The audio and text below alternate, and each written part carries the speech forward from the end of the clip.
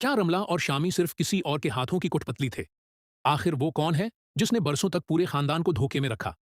क्या ओन और आयला उस आखिरी राज से पर्दा उठा पाएंगे, या एक नई साजिश उनकी खुशियां फिर छीन लेगी? जानिए जब्त के आने वाले धमाकेदार एपिसोड में। पुलिस अफसर की बात सुनते ही पूरा घर हैरत में डूब गया। फारूक ने फौरन पूछा, आखिर वो शख्स कौन है?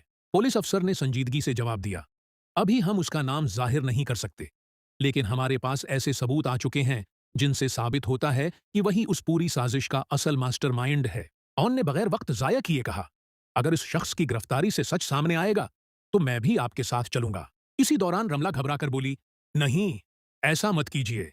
अगर वो शख्स पकड़ा गया तो हम सब बर्बाद हो जाएंगे।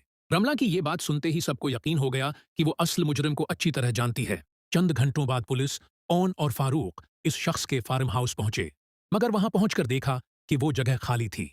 ऐसा लग रहा था जैसे किसी ने पहले ही उसे खबरदार कर दिया हो। ओन की नजर मेज पर पड़ी एक डायरी पर गई। उसने डायरी खोली तो इसमें कई नाम, तारीखें और खफिया मंसूबे दर्ज थे। आखिरी सफे पर सिर्फ एक जुमला लिखा था, अगर तुम यहां तक पहुंच गए हो तो समझ लो खेल अभी खत्म नहीं हुआ। ये पढ़ते ही सब एक दूसरे को देखने लगे। इतने में बाहर गाड़ी के तेजी से भागने की आवाज आई। ऑन फौरन बाहर निकला, लेकिन गाड़ी नजरों से ओझल हो चुकी थी। पुलिस अफसर ने डायरी बंद करते हुए कहा, अब यह सिर्फ खानदानी मामला नहीं रहा, बल्कि एक बड़ा मुजरमाना केस बन चुका है। इधर घर में आयला बेचैनी से ऊन की वापसी का इंतजार कर रही थी, मगर उसे अंदाजा नहीं था कि जिस शख्स की तलाश शुरू हो चुकी है वो जल्द ही खुद उसके सामने आने वाला है। कहानी में अब एक ऐसा मोड़ आने वाला था जो न सिर्फ रमला और शामी बल्कि पूरे खानदान की किस्मत हमेशा के लिए बदल देगा।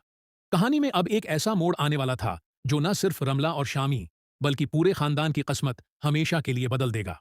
इसी रात आयला घर में अकेली थी। अचानक उसके मोबाइल पर एक नामालूम नंबर से कॉल आई। फोन उठाते ही दूसरी तरफ से एक भारी आवाज सुनाई दी, अगर तुम अपने खानदान की पूरी हकीकत जानना चाहती हो तो आज रात पुरानी मिल के पीछे आ जाओ, लेकिन अकेली आना, वरना तुम्हें कभी सच मालूम नहीं होगा। आयला कुछ लम्हों तक सोचती रही। आखिरकार उसने किसी को बताए बगैर वहां जाने का फैसला कर लिया। उधर ओन जब घर वापस आया तो आयला को ना पाकर परेशान हो गया। मेज पर रखा एक मुख्तसर सा नोट उसकी नजर से गुजरा, जिस पर सिर्फ इतना लिखा था, मैं सच जानने जा रही हूं, मुझे ढूंढने की कोशिश मत करना। ये पढ़ते ही उनके चेहरे का रंग बदल गया। उसे फौरन एहसास हुआ कि आयला दुश्मन के जाल में फंस चुकी है। ऑन ने फारूक और पुलिस अफसर को इत्तला दी और सब फौरी तौर पर पुरानी मिल की तरफ रवाना हो गए। इधर आयला जब वहां पहुंची तो चारों तरफ खामोशी थी। अचानक अंधेरे से एक शख्स बाहर निकला। उसने चेहरे पर नकाब पहन रखा था। वो मुस्कुराते हुए बोला, आखिर तुम आ ही गई, मैं बरसों से उसी लम्हे का इंतजार कर रहा था। आयला ने हिम्मत से पूछा, तुम कौन हो और हमारे खानदान से तुम्हारा क्या ताल्लुक है? नकाबपोश शख्स ने आहिस्ता आहिस्ता अपना निकाब उतारा। उसका चेहरा देखते ही आयला के कदम लड़खड़ा गए, क्योंकि वो कोई अजनबी नहीं बल्कि खानदान का वो फर्द था जिस पर